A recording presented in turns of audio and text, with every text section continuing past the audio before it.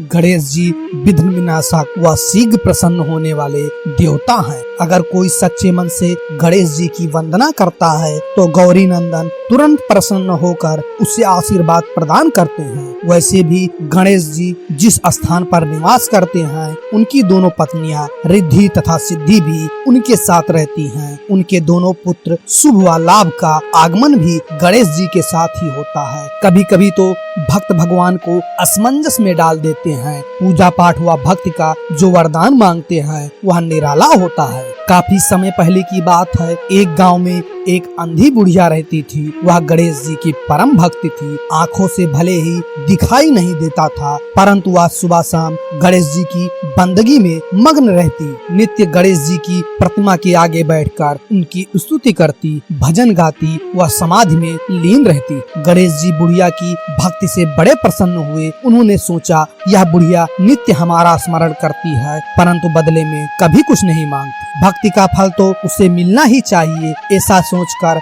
गणेश जी एक दिन बुढ़िया के सम्मुख प्रकट हुए तथा बोले, माई तुम हमारी सच्ची भक्त हो। जिस श्रद्धा व विश्वास से हमारा स्मरण करती हो हम उससे प्रसन्न हैं। अतः तुम जो वरदान चाहो हमसे मांग सकती हो। बुढ़िया बोली, प्रभु मैं तो आपकी भक्ति प्रेम भाव से करती हूँ, मांगने का तो मैंने कभी सोचा ही नहीं, अतः मुझे कुछ नहीं चाहिए।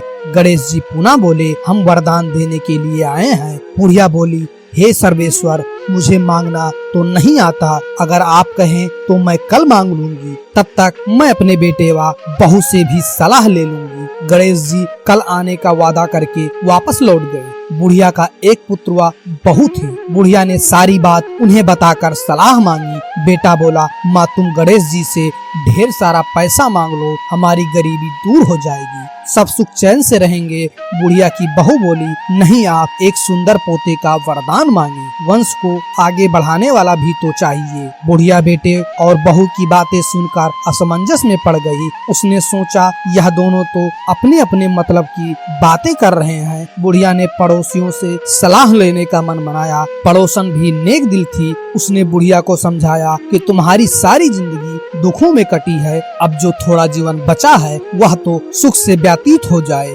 धन अथवा पोते का तुम क्या करोगी? अगर तुम्हारी आंखें ही नहीं हैं, तो यह सांसारिक वस्तुएं तुम्हारे लिए व्यर्थ हैं। अतः तुम अपने लिए दोनों आंखें मांग लो। बुढ़िया घर लौट आई। बुढ़िया और भी सोच में पड़ गई। उसने सोचा कुछ ऐसा मांग लो जिससे मेरा बहू व बेटे सबका भला हो, लेकिन ऐसा क्या हो सकता है? इसी उधेड़-पुन में सारा दिन व्यतीत हो गया। बुढ़िया कभी कुछ मांगने का मन बनाती तो कभी कुछ, परंतु कुछ भी निर्धारित न कर सकी। दूसरे दिन गणेश जी पुनः प्रकट हुए तथा बोले, आप जो भी मांगेंगे वो हमारी कृपा से हो जाएगा, यह हमारा वचन है। गणेश जी के पावन वचन सुनकर बुढ़िया बोली, हे गणराज, यदि आप मुझसे प्रसन्न हैं तो कृपया मुझे मन इच्छित वरदान दीजिए। मैं अपने पोते को सोने के गिलास में दूध पीते देखना चाहती हूँ। बुढ़िया की बातें सुनकर गणेश जी उसकी सादगी व सरलता पर मुस्कुरा दिए।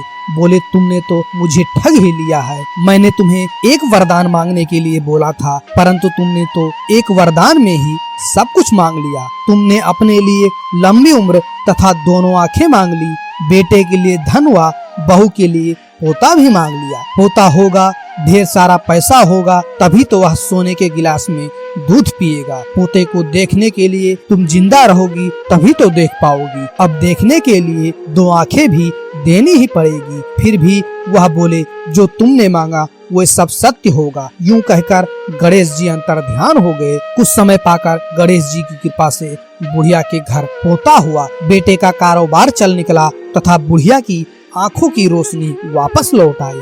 बुढ़िया अपने परिवार सहित सुखपूर्वक जीवन व्यतीत करने लगी। अगर ये कहानी आपको अच्छी लगती है प्लीज लाइक करें, शेयर करें और इस चैनल को सब्सक्राइब करके अपने भाई का सपोर्ट करें। Thank you. जय माता दी। श्री गणेशाय नमः। जय श्री कृष्णा। जय हिंद दोस्तों।